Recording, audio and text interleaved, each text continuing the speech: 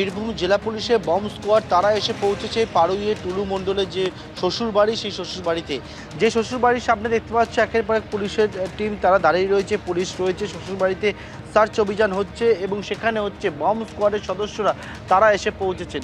আমরা দেখলাম যে প্রথমে হচ্ছে টুলু মণ্ডলের এই শ্বশুরবাড়ি, সেখানে বম স্কোয়াডের সদস্যরা তারা যান।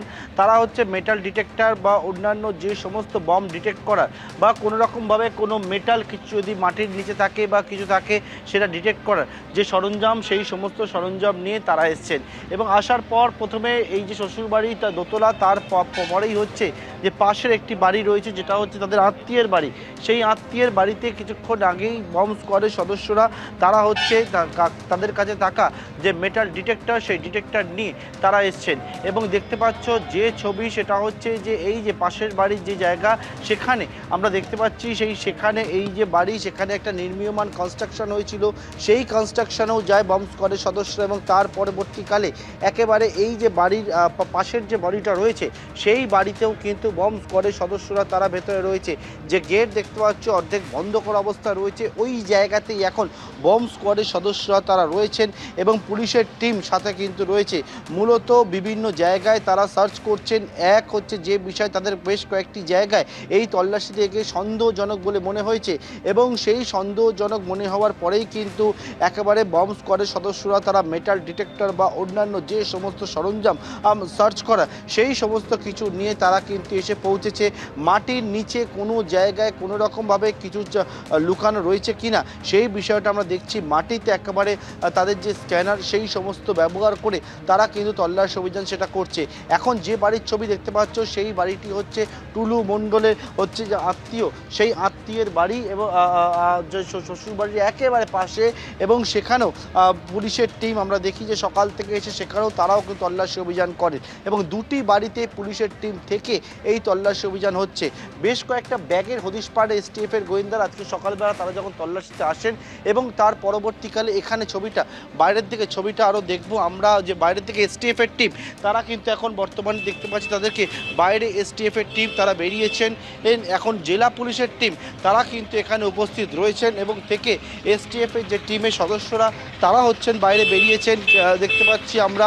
এবং এসটিএফের টিমের পাশাপাশি বেঙ্গল পুলিশের অর্থাৎ বীরভূম জেলা পুলিশের যে টিম তারা এসছেন, এসটিএফের টিম এখান থেকে বেরিয়ে যাচ্ছেন এবং এসটিএফের টিম এখান থেকে বেরোচ্ছেন। আমরা দেখতে পাচ্ছি এসটিএফের একজন এসপি পদমর্যাদার অফিসার তিনি রয়েছেন এখানে এবং এসটিএফের টিম এখান থেকে বেরোচ্ছে। অন্যদিকে বীরভূম জেলা পুলিশের টিম তারা কিন্তু এখন এখানে উপস্থিত রয়েছেন। একেবারে সেই ছবি আমরা সরাসরি দেখতে পাচ্ছি। বেঙ্গল এসটিএফ এর টিম তারা সেখান থেকে বেরিয়ে যাচ্ছেন, যদিও বীরভূম জেলা পুলিশের আধিকারিকরা এই মুহূর্তে এখনো সেখানে রয়েছেন। আর এরই মধ্যে পাড়ুইয়ে টুলু মণ্ডলের শ্বশুর বাড়িতে বম স্কোয়াডও পৌঁছে যায়। বেশ কয়েক ঘন্টা ধরে বাড়ি ঘিরে রেখে চলে তল্লাশি, আর এই বাড়ির মধ্যে থেকেই কয়েকটি ব্যাগেরও খোঁজ মিলেছে।